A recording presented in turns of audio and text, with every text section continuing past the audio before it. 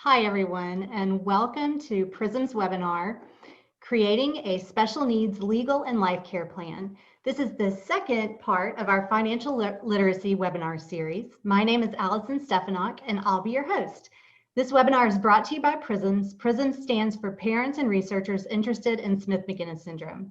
PRISMS is an advocacy, education, and support organization for individuals with SMS, their families, and the professionals who serve them. A recording of this webinar, as well as all of our past webinars and a listing of future webinars, can be found on prisms.org under the Education tab. This webinar will also be posted on PRISM's YouTube channel. So if you have any questions for our speakers during the webinar this evening, you can type it into the Q&A section at the bottom of your screen. At the end of our speaker's presentation, we'll take some time to answer as many questions as we can. Tonight, we will be talking about Special Needs Legal and Life Care Plan. This is part 2 of a 2-part financial literacy series presented by Kelly Piacenti and Jerry Hulick from MassMutual. Kelly is responsible for the MassMutual SpecialCare program, which includes nearly 500 special care planners. She oversees partnerships between MassMutual and the largest special needs nonprofit organizations across the country. Kelly serves on the National Board of Directors for UPC and formerly on the National Board for the ARC. She also serves on the advisory board for the Academy of Special Needs Planners, as well as the American College MassMutual Center for Special Needs. Kelly was also the mother of a child with special needs for 19 years. Jerry is the founder of the Washington Group Special Care Planning Team, whose mission is to help make a positive difference in the lives of individuals with special needs, their caregivers, and other family members. Knowledgeable and dedicated special needs planners assist families with developing valuable financial strategies and creating strategic financial solutions that integrate government programs. Welcome back, Kelly and Jerry. It's so great to see both of you again tonight. We've gotten so much great feedback on your first financial webinar, so I'm really happy that you're able to join us again to expand on the Special Needs Legal and Life Care Plan. So I'll turn it over to you guys now. Thank you. And again, it's a real pleasure to see you and talk to everybody this evening. Again, kind of on this second presentation, creating a special needs legal and life care plan. Tonight we're going to be going through many similar things as we did last time, but really an expansion on some of the things we talked about. So as we go through the process, feel free to put your questions in the bottom, and Kelly will do a little introduction. I mean, Allison, you've already done the introduction for both of us, so that's great. So we'll move through the first thing, and the first thing we always have to do is read this important disclosure, provided that this is not written or intended as specific tax or legal advice. MassMutual, its employees and representatives are not authorized to give tax or legal advice. Individuals are encouraged to seek advice from their own tax and legal counsel. And we'll be talking about a lot of those resources tonight. Individuals involved in the estate planning process should work with an estate planning team, including their own personal legal and tax counsel. Hey, thank you. And thank you all so much for joining us. But we're going to talk a little bit tonight about the importance of integrated planning. So creating a life plan that really provides for both your own needs and those of your child's can feel overwhelming and make it all more important to assemble a team of trusted advisors. So when we speak with families, we talk to them about really what keeps you up at night, what's the biggest concerns, and most families will tell us it's really about planning. It's overwhelming. What will I do when he's no longer here? Who will fill in?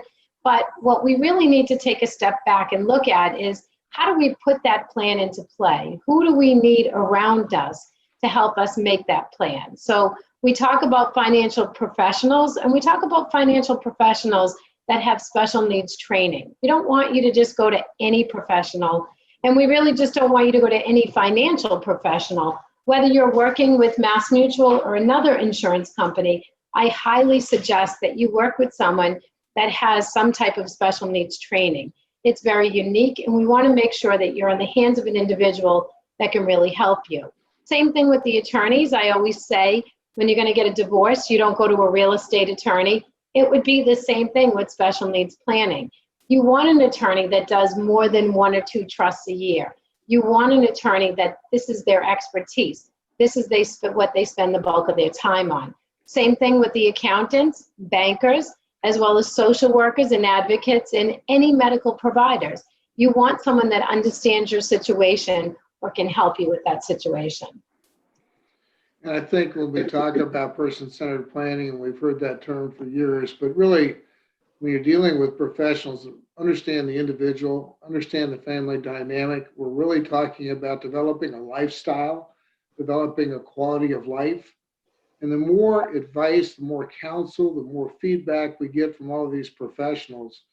And Kelly makes a great point. It is a specialized area. And so we just hope as we go through tonight, some of the things that you'll pick up will recognize that the professionals that can be of the most help are those that specialize in this area. And it is somewhat unique. So when we look at the life care planning timeline, before age 18, there's a lot of things that are coming up, and it is a timeline. It's not static. There's a lot of different things going on. So literally from birth, we're dealing with, early intervention and all the various different county programs and state programs that might exist, all the way into the IEPs and transition planning later. So everything has a financial backdrop. If you've been involved in an IEP, and there may be some things that you've been able to negotiate into the IEP that are going to be helpful, but maybe you want more therapy, or maybe you want more in a particular area about types of therapy. Well, that then is a decision for private pay or whether you're going to do it on your own. So everything that we make, every decision we make has a bit of a financial backdrop. So all these things you see on the left-hand side, the waiver programs within the various different states, are all part of that continuum of things that are coming up in the early years. From 18 on, that's when we start to see the eligibility more commonplace for government benefits, for public assistance benefits. You're having to look at the possibility of whether guardianship is a consideration or not. And Kelly can speak a little bit more about that and some of her own experiences. But it integrates then some of the financial issues with the legal structure, with creating the momentum towards succession of who's going to take over if something were to happen, and as things play out. Medicare and Medicaid are 2 huge government programs, both of which will impact on the situation that you're in, and children's benefits, adult benefits, SSDI, all of these are government benefits that need to be integrated into the overall plan. So Kelly, anything to add as regards guardianship? I know we'll get into a little bit more, but anything special there? As far as, I can talk a little bit about guardianship, but just life care planning timeline in general. I think that before the age of 18, we're kind of overwhelmed, fighting with the school systems, making sure that we get a transition plan in place, getting everything in place. But at the age of 18, the playing field really does change for the individual you're caring for. So my son had lived home with us his entire life. He was not eligible for any type of benefits, any type of programs. But at the age of 18, even though he lived with us, he was still, being taken care of by us. Everything was based on his income, which was really nothing. He didn't have anything over $2,000 in his name, and he didn't have any type of work history. So he was eligible for programs that we never thought that he would be eligible for. So I think with a lot of our families, we hear, well, we don't qualify for any government benefits. Actually, the person you're caring for does qualify for quite a bit after the age of 18. Some of the things after 18 include, lodging. You could actually charge the person that you're taking care of lodging. You can put it towards the mortgage, you could put it towards rent, whatever you need that money for, it can come back into your household. So when you look at the timeline, there's a lot of worries we have before 18, a lot more worries when they're older, and we all know that, and who's going to step in, but there's a lot more benefits after the age of 18 to try to make it a little easier for you. So we can talk about that tonight, but also when it comes to guardianship, what we fail to realize as caregivers and parents that, my son was a perfect example. He was nonverbal. He could not speak. He could not communicate at all. But at the age of 18 or prior to 18, in order for me to continue to make decisions for him, I had to apply for guardianship prior to the age of 18. Because if I was to ask a physician or a hospital to do something for him or listen to me, which I often made them, because all his medical decisions were being made by me and my husband, they didn't have to listen to me anymore, even though he did not speak and was not capable of making those decisions. If I didn't have guardianship at the age of 18, they don't have to listen to you. So guardianship is not for everyone. I don't advocate for it. There are plenty of people with IDD that don't need guardianship, don't need their rights taken away, but there are others that may need some help when it comes to making financial or legal decisions, and that you have to discuss as a family to figure out if guardianship is a fit for you. So just something to keep in mind, that after the age of 18, there's a lot of considerations, but many of them begin prior to the age of 18. You have to apply for guardianship prior to the age of 18. Now, if you're listening to the webinar and say, Kelly, I didn't apply, I think maybe we need it, it's never too late. So don't think that, because you didn't do it prior to 18, you can't have it. You can absolutely still petition the court, and if the court deems that you can have guardianship or you can assist with guardianship, then they will grant that for you. But it's something to take into consideration. And these legal instruments, although we're talking now, disability and special needs situations, during this era of COVID, we've seen the importance of this, where a lot of people basically have been on ventilators or unconscious. And if they don't have in place the medical directives or something like that, then many times emergency guardianship may have to take place. And that happens to elderly, it happens to everybody if capacity is not there. So as we look at these, look at it too from the standpoint of the entire family and the family needs and what may be taking place. I think so much of what's going on today has kind of opened our eyes to different things that could happen that we've never really expected that we'd have to be dealing with.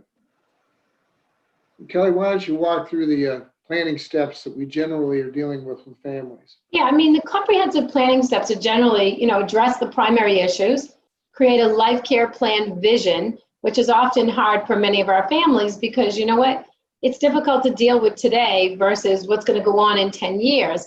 And that can change, but you certainly need to start thinking about where the person is going to live, who they're going to live with, what are they taking into consideration when they get older. Guardianship, as I just said, conservatorship, guardianship, you have to decide as a family if that's something that you need. And once again, not everybody needs it, and guardianship isn't an all or nothing. You can have partial guardianship, you can have it over financial, you can have it over medical. It's really, there's no cookie cutter approach.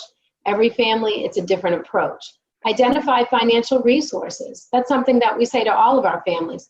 Is there a grandparent? Is there an aunt? Is there someone that wants to help the person out?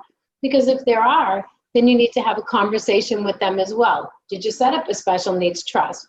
Because if you did and the person leaves the person with special needs money outright, then any planning you've done kind of falls at the wayside, because everything needs to be either put in a trust, an ABLE account, or put securely away for the person so that they can continue to qualify for government benefits. So identifying any type of financial resources, people, assets, anything that you think of is really an important role in one of these steps. Prepare the life care plan costs. What will it cost? Where does the person want to live? What's the person's life like? I always say that to people. They ask me, Kelly, how much do I need for the future? Well, why don't you talk to me a little bit about the person you're caring for? And then I could give you an idea on what the cost may be. But everybody's situation is very, very different. The letter of intent is something we spoke about last time. Letter of intent is not legally binding, but they have been used in a court of law. And for those of you that don't know what it is not legally binding, but they have used it, as I just said. But it's a letter that you could leave to the babysitter. It's like a letter on steroids. It talks about the person's hopes, their wishes, their dreams, or your hopes, your wishes, your dreams for the person. It's something that you can say they don't like chocolate, or they like to go in the car once a week, or they like to go to a restaurant, or they like to go to a trip, or this doctor is a doctor I'll never use, or this doctor is a fantastic doctor that I would use for the rest of my life. So a letter of intent is something that every family should have. It doesn't cost anything, and you should be able to do it. Leave it with your vital documents. If anything was to happen, it's the roadmap to the person you're caring for. So somebody could step in and say, you know what, these are the things the person wants. These are the things that I can do for them that their parents wanted done for them. You can talk about religion. You can talk about marriage. You can talk about housing. You can talk about anything that's important to your family. Prepared legal instruments, any type of legal documents. We just talked about a few that you need to take into consideration, but all of your legal documents should be in place. If you die and you don't put anything in place as far as, life insurance, if you leave a person with special needs life insurance, then there's an issue there. If you don't have a will, then there's an issue there. So you really need to make sure that you have some of those legal instruments in place, especially if you're caring for a dependent with special needs. I always say our other children will be fine, but with my son Nicholas, when he was with us, it was always a concern. What would happen to him? How do we plan for him? Who's stepping in? So those are some of the things you can prepare with your legal documents. Review your need for a special needs trust, one of the tools that you can use, or an ABLE account, a good way to have the best of both worlds. You can put money away for the person with special needs, but you can also have all the government benefits that are out there. So it's a good way to preserve government benefits. But if it's not something that you've thought about, it's something you should consider. Hold a family meeting. We always talk about it. Many things come out in a family meeting that will shock you. I hear from siblings every day, hey, I don't want to do this. I've been taking care of him my whole life. I'll visit him. I'll watch his money for you, but I don't want to live with him. So those are some of the things you need to discuss in a family meeting. Who can step in? What role will you play, if any? If you're not going to play a role, then who in the family will play a role? And are there family members that could take on some of these responsibilities? And if there's not, then you can have some other choices that you'll have to make when you're here versus, when you're no longer here. Review your life care plan annually. Things change. Things change every year. Look what happened with COVID. So many of us have been affected by it in such a, unique way. So your plan may really change. This may be someone that you thought, when they're done with school, when they're done, they're going to live here, I'm going to take care of them. But maybe after COVID, you need to reconsider that. And you need to think about other housing options because that's just not going to work. So, it's something that you should review annually, or if there's a life-changing event in your life, you need to review it as well. And so much of what we're talking about here too is comes down with a family meeting or how you're discussing things, just to communicating, both to the immediate family, but as well as the extended family. We've had a lot of situations where somebody will go in and apply for a benefit and find out that some member of the extended family has been setting bonds aside or something like that. And it ends up kind of messing up all the planning that's been done because they didn't know any better. They were just trying to help. So I think when you look at this too, this can seem a bit overwhelming. There's so much to do. At the same time, as you see at the bottom, the specialists and advisors are going to take you through this a piece at a time, incrementally, and some things will be done simultaneously. We work many times simultaneously with the financial issues and the attorneys at the same time, so we make sure we're aligning exactly what they're trying to do. But it doesn't need to be overwhelming. It's not something that's done overnight. It's done over a period of time. And it's just meeting the needs that you see based on your concerns, your priorities. If you're working with a team of planners that don't see your concerns and priorities as number one, then you need to work with another planner, because these people need to be focused on you, your family, and the whole family and the needs that exist regarding that. Now, we look at the areas of integrated planning, and that's what I'm saying. It involves a lot of things. So if you look at the family assets, what may exist, what's been accumulated, all the things that are there as resources, caregiving, planning, residential, social, all these things that come into play. Another one that probably not enough time is spent on is employer benefits, because many times there'll be benefits. We all get our benefits package in the fall. We don't spend as much time as we probably could to understand all the benefits that are there. And unless somebody's mentioned it or a coworker or somebody has said something, but life insurance through the employer is something that you'll have. Many times employers will have supplemental life insurance that can be purchased, and it can be purchased on a simplified basis where you might not be able to get coverage somewhere else. Retirement plans are critical. HSAs, other employer benefits, because if something were to happen and the titling and the beneficiary arrangements weren't correct, as Kelly mentioned earlier, that could mess up a lot of the plans just because we didn't plan around the fact that it could pass. We don't necessarily think catastrophic kinds of events, but when we're planning, if we plan to that lowest common denominator, then we know we're covered most, if anything happens. The government benefits, we'll talk a little bit more about that. Really means tested benefits, public assistance type benefits, those are things that will come into play. The entitlement that we're all paying for through the Social Security system, Social Security benefits for retirement, for disability, premature death situations, and then ultimately Medicare, huge government impact of government benefits can have on the overall planning. And then again, tying in the legal planning with some of the things that you see here as possibilities, particularly with the titling, the ownership, and the beneficiary arrangements. It's something that needs to be integrated. You want to be working with those that specialize in this particular area. Kelly, anything to add there? No, I think that's good on that one. I'll go into it a little more in some slides up ahead.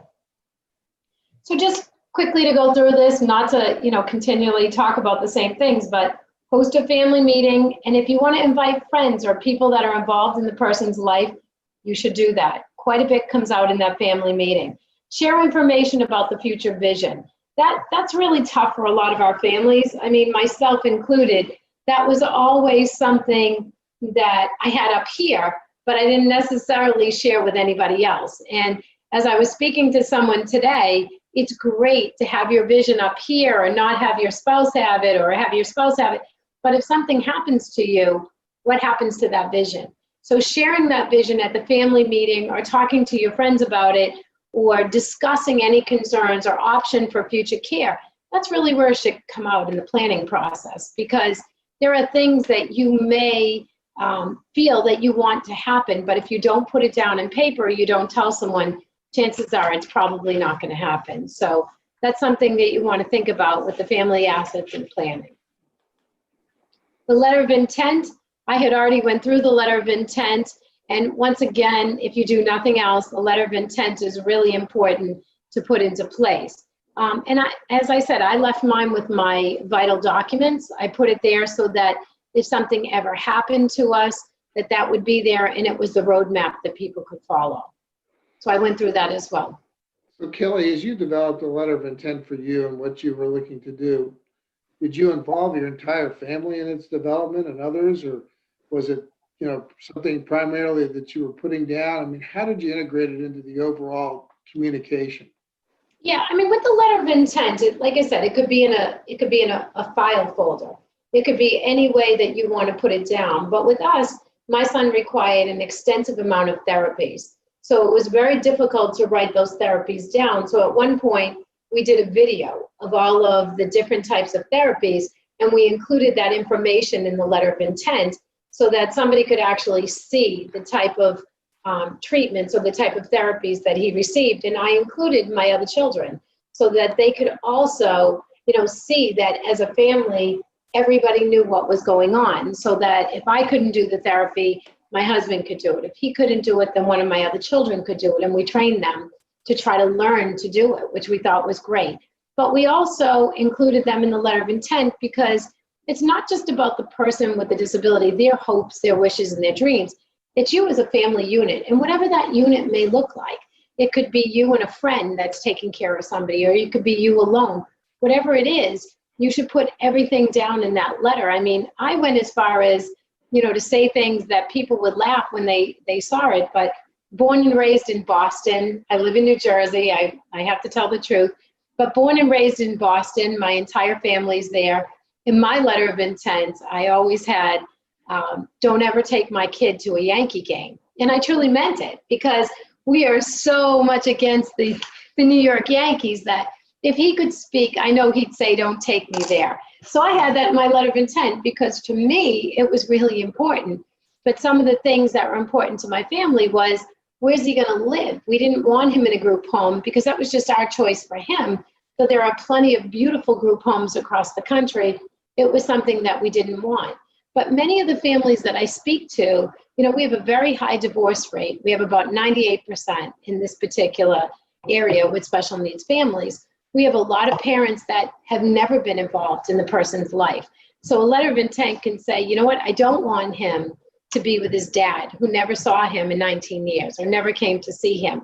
And I have a husband that was active in my son's life, so I didn't have to put something like that. But for a family that's struggling or a family that was broken as a result of this, it's okay.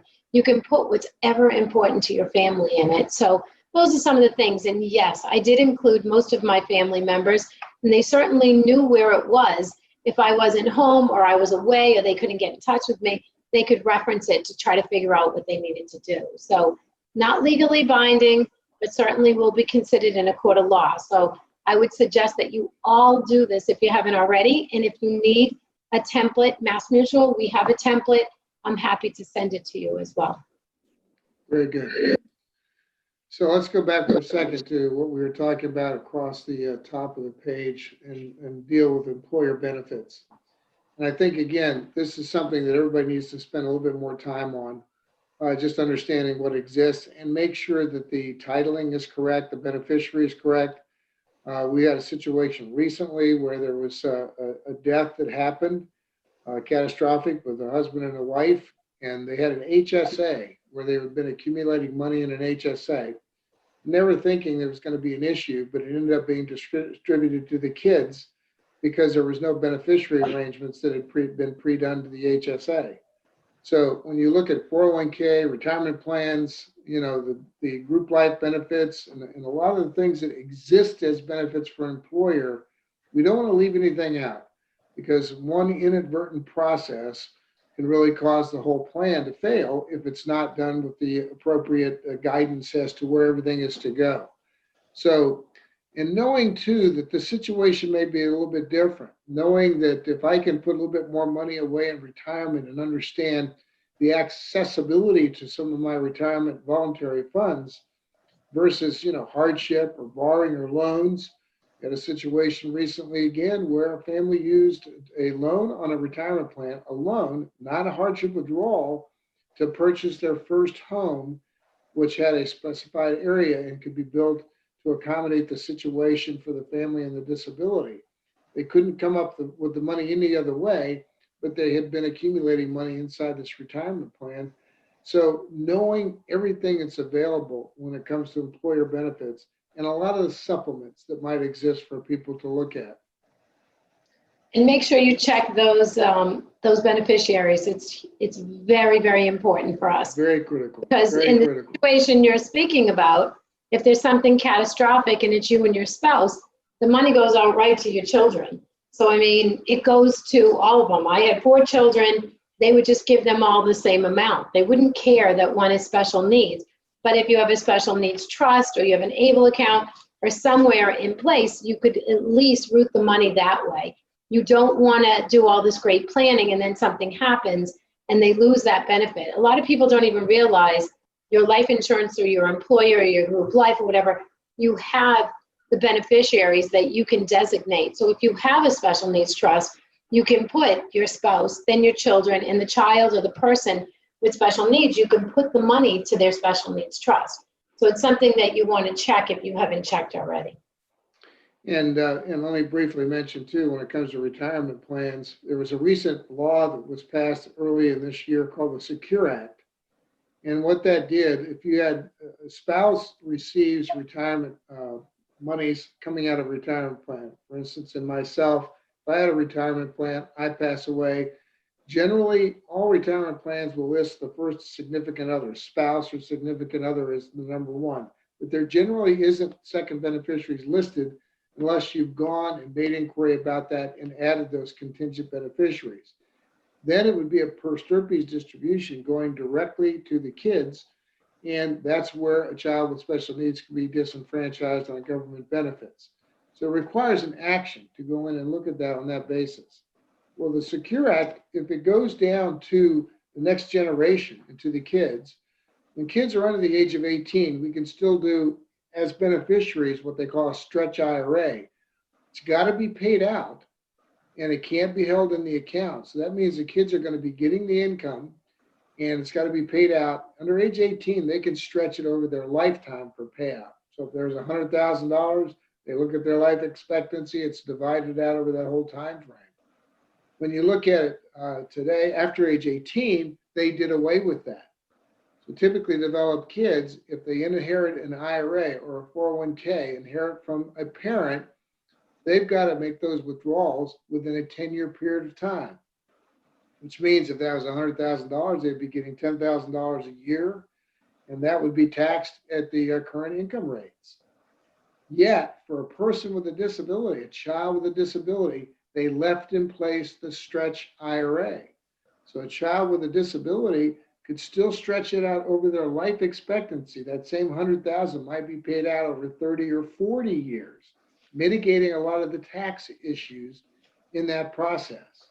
So we're seeing a lot of people look at the planning and say, well, if I've got $500,000 in my 401k and I've got $500,000 of other assets, how do I want to distribute it also for tax efficiency and try to maintain government benefits that are possible there, save on some taxes so my children end up getting a higher overall amount of money because it was appropriately planned.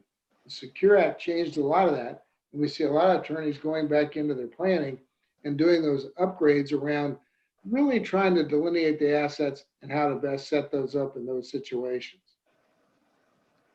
So when we look at government benefits, again, I talked about basically we're paying into Social Security and we're paying a lot of money. People don't pay much attention because it's coming right off the top. But, you know, the wage base has been increasing. I remember if we go back 20 or 30 years, people would get to March, April, May, and they'd say, well, I just got a pay increase because I finished paying what I have to at the wage base for my Social Security. Well, now it's going to be above $145,000. I mean, the numbers are getting larger and larger.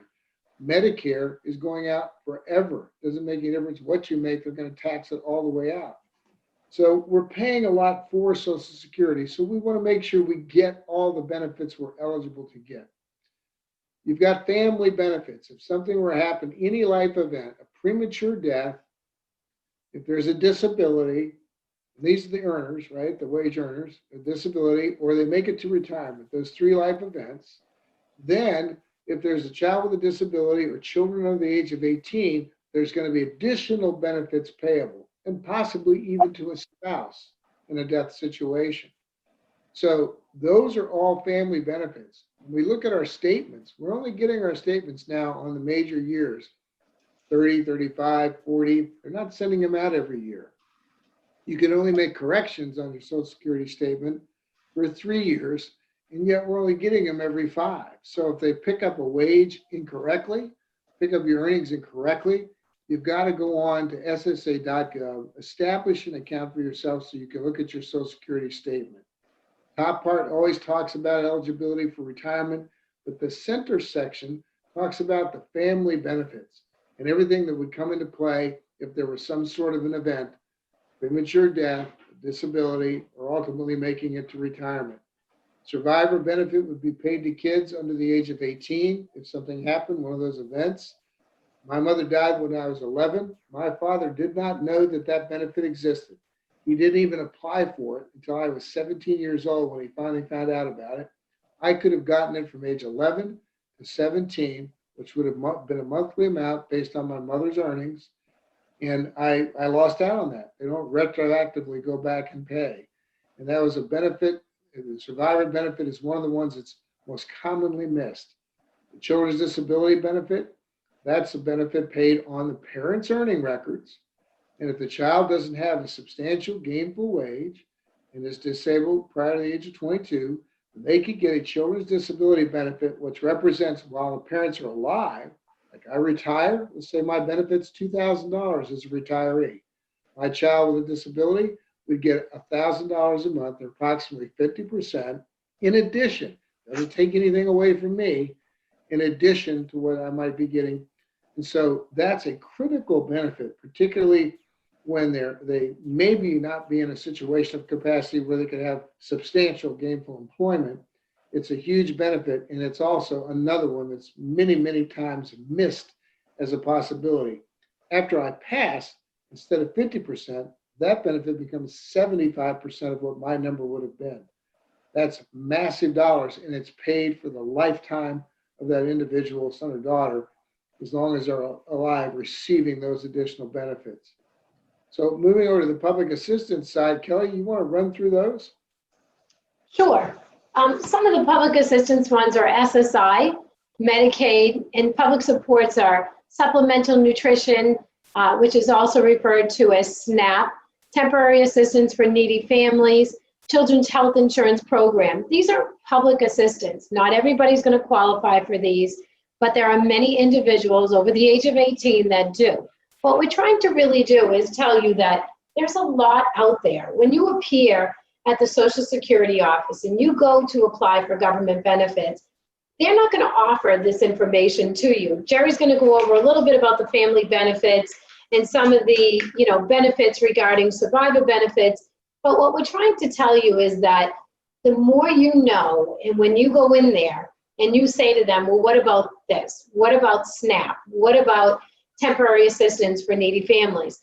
They're going to start offering it to you. Unfortunately, there are some that are great that are going to try to help your families. But for the most part, our experience across the country is that when people go and try to apply for public assistance or even entitlement benefits, they don't get the open welcome arms. Like, come on in, let me talk to you about everything you're missing, and let me get you all those benefits that you need.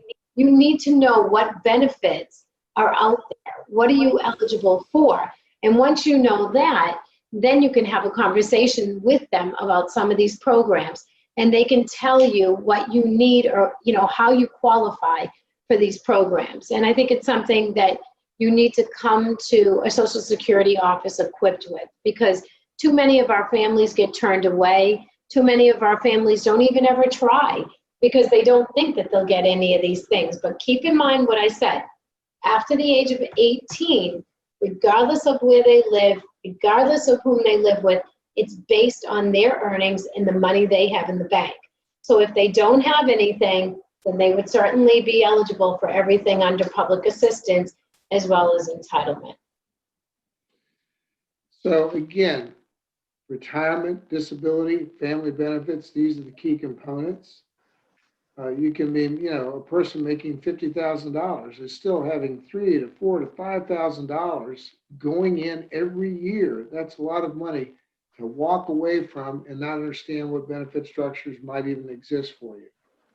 Family benefits, when you start receiving Social Security retirement benefits, as I've said, that many of your family members may also qualify to receive benefits. A spouse could get a survivor benefit. Children could get survivor benefits under the age of 18. And the children's disability benefit could be for a child with a disability. They could be last the rest of their lives as a function of either 50% while you're alive as a parent or 75% after you're gone. These are huge, huge benefits that are going to be payable. And Kelly's seen it, I've seen it. I've had a lot of families say, well, I don't know that I'm going to apply for that because we don't really need it. We're doing really well. Whether that be the public assistance benefit or these benefits, point is these are part of what we're entitled to. We've been paying into it. Public assistance benefits are what are there for children with disabilities to make their life better, to be set aside for a lifestyle later on.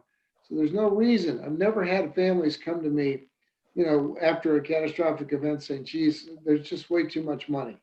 There's way too much. We got too much flexibility. No, that doesn't happen.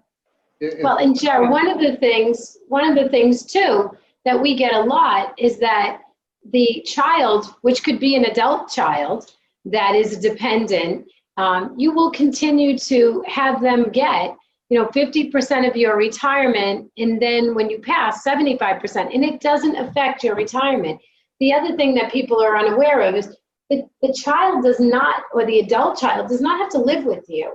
I think that many of our families are under the fallacy that, well, you know what, they don't live with me. They live in a group home. That if they are a dependent adult child, they can continue to receive this benefit. So they don't have to live with you to receive this benefit. And it also does not affect the amount that you're getting.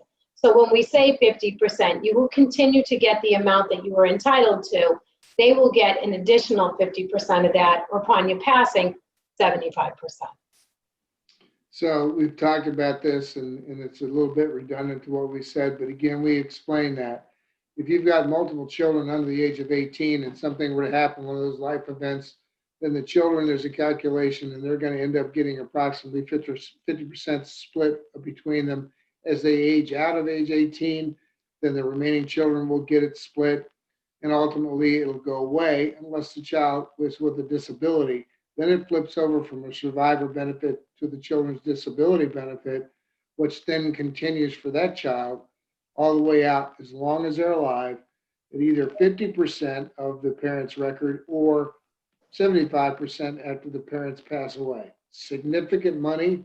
And unfortunately, many planners that are out there don't build this in to the vision of what's going to be paid as far as what's available to you in the way of assets, what's available to you in the way of resources. So that's another reason to make sure that people are understanding this aspect, because it should be part of the overall plan. So you want to just deal briefly, Kelly, with Medicare? I think we talked a little bit about it, but not everyone who's eligible for Medicaid is 65 years or older. There are also many individual disabilities that are eligible for it. So once again, I mean, the coverage is the same for people who qualify based on disability, for those who qualify based on an age. So you have to know what it takes to qualify. You have to have that conversation prior to going to Social Security, have everything in place that you need, because you need to have a diagnosis. You need to have that information with you when you go to qualify. When you sit down at a Social Security office, I think it's a little intimidating, because they're asking you for all these documents that, you know, you're suddenly saying, yeah, I have that at home, I have that at home. You need to take them with you. So if you have an IEP, if you have something from a physician, if you have something from a therapist, you want to bring all of that with you, because coverage can include, you know, nursing homes, home health physician, community-based services. There's a lot of things that can be covered by Medicare. Anyone who's eligible also, I believe, get SSDI and have been receiving benefits for at least 24 months. So those are some of the things you want to take into consideration. And are they eligible? They will tell you right then and there if it seems like you're eligible, but I don't want you to think that this is only for someone that's older. It definitely is not. Many, many people in the disability community are receiving Medicare. So, Jared, I don't know if you want to add anything. I know we talked a lot about Medicare tonight.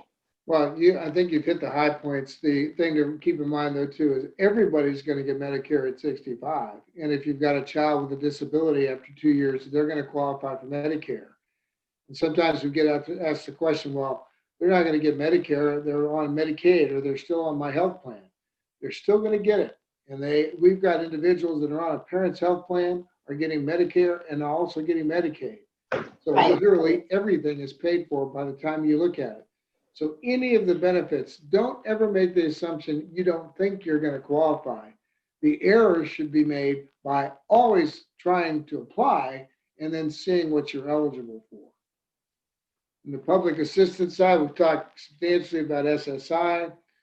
Generally, it's means tested, and it's the parent's income is going to be deemed in the equation until they reach the age of 18. If they're not actively at work or they're still in school, then a child's typically going to qualify for SSI. And in any state, 37 states across the country, SSI and Medicaid are one application. You get one, you get the other. You get them both. And they don't know that, Jar. You get them both in most states. So that's one of the things that people are always coming back to us on, or they get denied prior to the age of 18 and they think that they're never going to get it. They don't have to go back. We already were refused once. Like I said several times, at the age of 18, everything changes. Now, prior to 18, many times there are waiver programs within states that basically allow the child to get benefits with Medicaid and everything beforehand. So state waiver programs are going to vary state to state. And just looking at your state and the waiver programs that they have, the eligibility there, there may be levels of support. It's going to tie into Medicaid. So these are all additional programs that might be out there. Don't think just federal, think state, think county. All of these programs may exist from a government standpoint, They're just going to help create additional resources that could come to a family. Well, when you talk about waiver programs too, I mean, people don't understand what's out there. There are over 700 waiver programs across the country.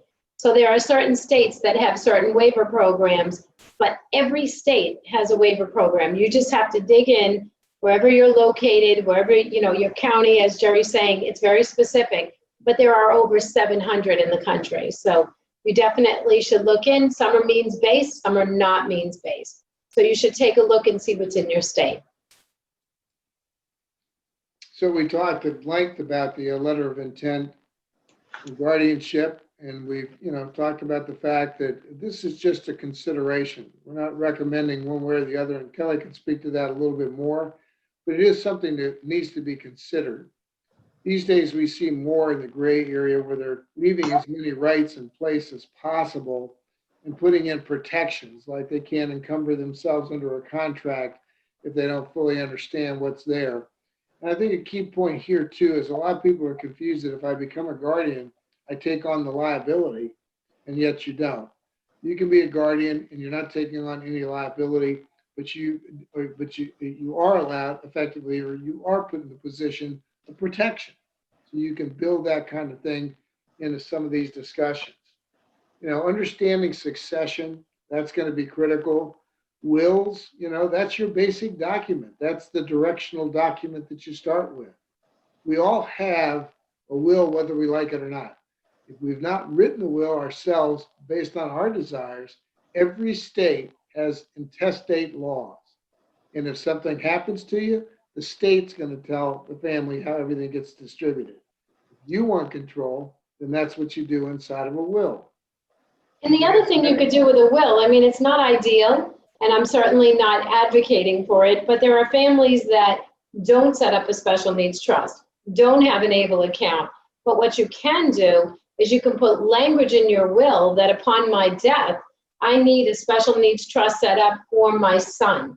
The other children can get money straight out, but before releasing any of my assets or distributing anything, make sure that a special needs trust is set up for my son. It's not an ideal situation, because if anybody dies in the interim and leaves them money, you've lost their government benefits if they were eligible.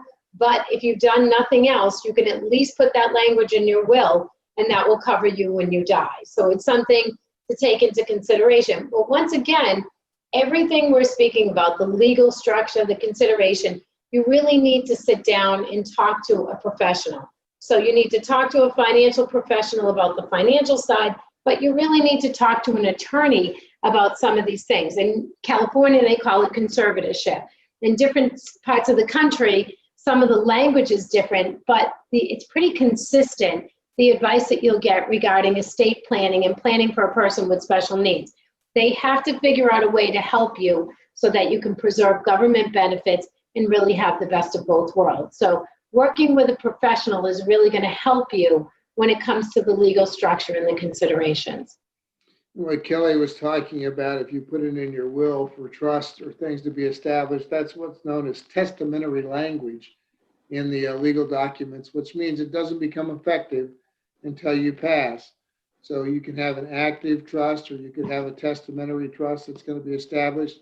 But again, if you really understand, you don't need to understand all the legal issues. You just need to understand what you want to accomplish and how you want to accomplish that, and make sure the attorney or make sure the financial person is fully understanding your priorities and what's important.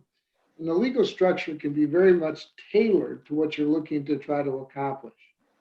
These days, the Advanced Medical Directive, with everything we've seen this year, if we don't understand the importance of this at this point, that's basically giving somebody else the power to understand what your desires would be if you don't have the capacity to do things. We see this break down, and I think that to the extent capacity exists, any member of the family should have their medical directives in place. I've dealt with situations of kids in their 20s, kids in their 30s, that didn't have anything in place, and it became a nightmare trying to access information, trying to get information. So it's giving power to somebody if the situation is an incapacitation or inability to do it. Durable powers of attorney, same thing, more toward the legal side. It's built into all these areas of planning. I really focus a lot on the titling, ownership, beneficiaries. TOD is transfer on death, like mutual funds, stocks, bonds, things like that. PODs are paid on death, they're like bank accounts. We think of all these accounts we have, and there might be here, there, everywhere, even digital type assets and things. And just one miss of some of those, and that's why you got to be thorough as you're going through this, can really cause a plan, all best laid plans, to go awry if you have not, anticipate everything. So that's why this has to be incremental. We don't want to miss anything. We want it all integrated together in the process. So Kelly, you want to do a quick overview on we talked a little bit tonight about special needs trusts. There's pool trust, there's first party trust, there's third party trust, all great ways in which you can put money away for the person with special needs. But one of the things we didn't talk about is ABLE, Achieving Better Life Experience, which is also another great option. Is it a savings account? I mean, I don't view it that way. I'm not for or against them either way, but I certainly do believe it gives a lot of people with IDD independence. It's a good way for them to put money away, and it doesn't cost anything. So you can certainly set up an ABLE account, and you can have a special needs trust. Some of the great things about an ABLE account is that you can have up to $15,000 in 1 year, $100,000 overall. So if you don't spend that money, it can roll over till it gets to $100,000. But the problem that I see with ABLE is that in some states, and really it's most states, there is a payback provision. So if you did get Medicaid upon the person's death, if there's money in that ABLE account, the state has a right to come back and take it. They can only take what they spent. If there's not enough in there and there's only $10 and they spent $1 million, $10 is what they're going to be getting, and there's no other course of action that they can take. But if the person passed, they do have the right to go after that money. If there's money left after the state takes it, then it can go back to the family. With a special needs trust, a third-party trust that's often set up by a family, there is no payback provision. There's only a payback provision on a first-party special needs trust, which is usually set up as a result of a medical malpractice or some type of insurance suit. So, I mean, ABLE does a lot of things. It gives the person independence. But what I say to a lot of my families is, if you're going to put money into an ABLE account, which was really modeled after a 529, make sure you spend it. It's for the person. It's for them to do some of the things that they need to do. And so an adult doesn't have to go to their mother and ask them for $30 to go out to dinner. So I love what ABLE's about if we use it in that direction. One of the things that I would say with ABLE that a lot of our families do is that if they have a special needs account, and they do have money in it, you can't pay for food and shelter with a special needs account. You can pay for anything else that makes the person's life better, but you can't pay for food and shelter because it's duplicating what the government's doing. But what you can do is you can take money from a special needs account and put it into an ABLE account so that they can pay for food and shelter. So there's a lot of good things about ABLE. You don't have to get it in the state you live in. The ABLE website shows you all the different ABLE accounts across the country. And yet it's another option for our families and another option for the person with a disability to have some independence. So it's something that we include because we get a lot of questions on it. Should I do ABLE? Should I do a special needs trust? It's really up to you. Some families have both. Some families have one. Some families have none. But what we're trying to do is just let you know that there's a lot of options out there. Even though we say nothing in their name over $2,000, that doesn't mean they can't have an ABLE account or a special needs trust. Jerry, do you want to add anything? I think that last point is one of the most confusing points that we hear from people all the time, is it doesn't mess up the means test, the $2,000. And ABLE specifically has the language in it where it does not mess that up. You can grow up to $100,000 and SSI is going to be maintained. Above $100,000, SSI is suspended until you drop it below the 100. But now we're also into a realm when we're seeing more and more people coming out and getting jobs. So ABLE now allows a person that's working with a disability to put an additional $12,490 away in addition to the $15,000. Now the $15,000 can come from multiple sources.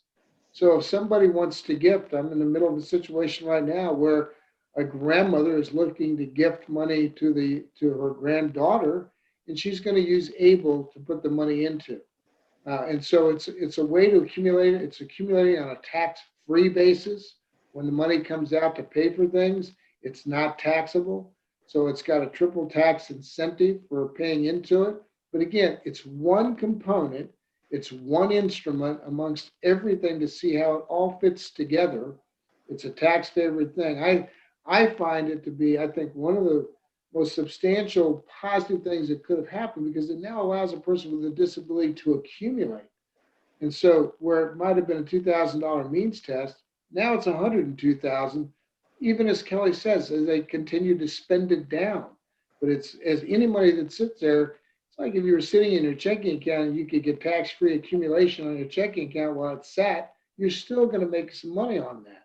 So it's a very productive account. It can be used as a spend account. I've got others that use it as an accumulation account. There are some states now, some states go as high as $529,000 that can be accumulated in these accounts, particularly for somebody that maybe was never on Medicaid, or they're not going to have any sort of retrieval. And Kelly made a good point too. A lot of the states at this point are still retrieving, but every year more and more states are passing laws where they're going to not retrieve the money. So it's important to understand, do you get any tax deductions in your own state? Does that mean that you look at it on that basis? You can also do an ABLE account from any state, depending upon what you're looking to accomplish. They vary a little bit. There's some great resources out there where you can compare them. It's just something to consider, like everything else we're talking about. So Kelly, that brings us to the end. Yeah, I mean, that's the end. We do have some questions, so I can actually read the question jar. We can certainly answer it. If we are guardians and conservators for our adult child with special needs trust, does my child need a will, advanced medical directive, and medical proxy? Go ahead. That's the question. Did you hear me? No, I didn't hear that. I'm sorry. If we are guardians and conservators for our adult child with special needs trust, does my child need a will, advanced medical directive, and medical proxy? Well, if you've got guardianship and it's been written to include all of that, giving you the ability to do financially related issues as well as medically related issues, then they don't necessarily need it for themselves. When we talk about a will and medical, all these things we talk about, that's as much on the parents as it is on the child themselves. The guardianship pretty much gives you the control that you want when it comes to pretty much anything. We've had families that have been invited because they're strong advocates for their children, invited not to participate in IEP meetings once the child reaches age 18. Yet if they're a guardian, they could still go. So this comes into play quite a bit. Well, and you really want to be careful. Yeah, I mean, what type of guardianship is it? I talked a little bit about it's not an all or nothing. So it could be partial guardianship. So you want to make sure that you have full guardianship. As far as a will, sure, you could have a will for the person with a disability, but what exactly do they have? Because for the most part, you're going to keep them under the $2,000. And if they have a special needs trust, there's language in the trust about when they pass where the money goes. So that's taken care of. But also with an ABLE account, I believe that if something happens, there's information there. As far as the advanced medical directive or medical proxy, you should check on the type of guardianship or conservatorship that you have. It should cover that. So if you need any other, advice on that, or you need some help, we're happy to answer your question. We see more commonly these days more limited guardianship. And I have to tell one quick story. I have a very good close attorney friend who does special needs planning.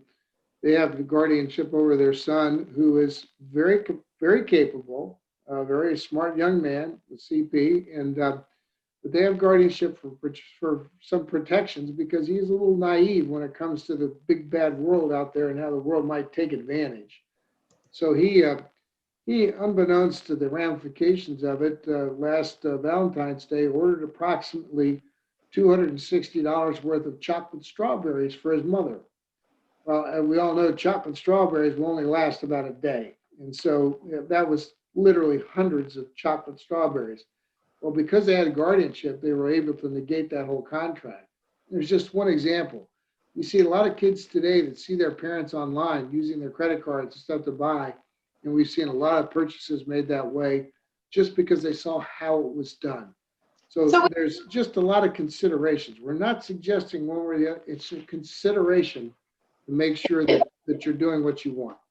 Right. I mean, it's a good point. And we have another question that I'm going to give you in a second. But one of the things that I always say about guardianship is it's not that we're worried about the person we care for. It's always someone taking advantage of maybe the person we're caring for. So I hear more horror stories about people with disabilities being taken advantage of versus them doing crazy things on their own. It's sometimes somebody else that takes advantage, meets them on a bus, meets them at a work program, meets them somewhere and encourages them to buy them something or take something from them. So definitely something you should be discussing at your family meeting.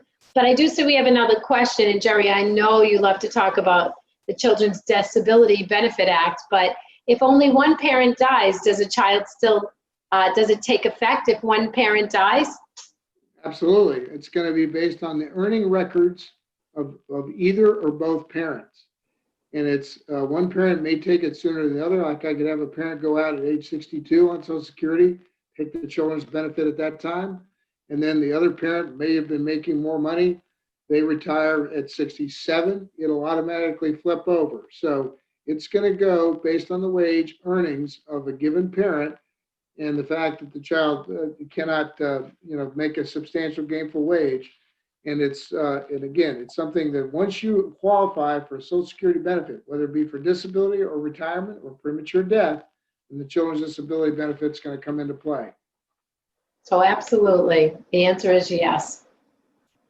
All right, Allison, I don't see any other questions. I don't know if Maggie or you guys have other questions for us, but we're certainly always available to help you or answer any additional questions you may receive. Thank you. I appreciate that. And thank you guys so much for joining us again for another fantastic presentation on planning for the future. This information is really valuable to our community, and I know this webinar is going to be a great resource for our families. So before we close, I'd like to share a little video with you from Colby and Brenda from San Antonio. Hi, my name is Colby. This is my mom. Her name is, I don't know, can I see it quick? Yes, it's okay. Yeah. Hi, this is my mom. Her name is Piacenti. I was 10 months old. I had diagnosed it, and I'll be 15 this year. Yeah, he will be 15, and he was diagnosed when he was just 10 months old. 10 months old. Mm-hmm. And back then, the dentist handed us a paper and said, here, read about SMS. Don't Google it. Don't Google it. So the first thing I did when I got home was I Googled it, and I found Prisms. Emailed them, and right away they connected us with the local family that had a child with SMS. And we still have that friendship today, and for that I will always be grateful. Yeah, be grateful. Over the years, we have attended 2 conferences that have been held by Prisms with lots of information, and I'm looking forward to going to another conference. It's the only place that you can get information about SMS that is good information. Another thing Prisms does for us on their website is they have medical management guidelines that we often print out and give to new doctors or refer to when Colby has new health problems that we maybe didn't have before. Prisms offers webinars that I've watched a few of them, and they're very helpful information. We're just very grateful for the Prisms community. Grateful for everyone who works so hard and so diligently to put Prisms together. Anything you want to say? My mom is grateful if my mom gave birth to me so I can have baby kids. All right. Thank you, Prisms. Thank you, Prisms. That was an awesome video. Thank you, Colby and Brenda, for putting that together. I really appreciate you allowing us to share your story with everyone tonight. So thank you. And thank you again, Kelly and Jerry, for being with us this evening. We really appreciate you sharing your time and your knowledge with us. If everyone hasn't already had the chance to watch Kelly and Jerry's first webinar, 10 Basic Financial Steps for Special Needs Caregivers, there's a lot of really great information in that one as well. So I'll send an email to everyone who's registered tonight with a link to a recording of this webinar. All of our webinars are now on the PRISM's YouTube channel. Make sure to subscribe to our channel and follow us on social media. Also, join PRISM's if you're not already a member. Membership is free and it's the best way to stay up to date with all things SMS. So PRISM's is a nonprofit organization. All of our programs, including this webinar series, are fully funded by our generous donors.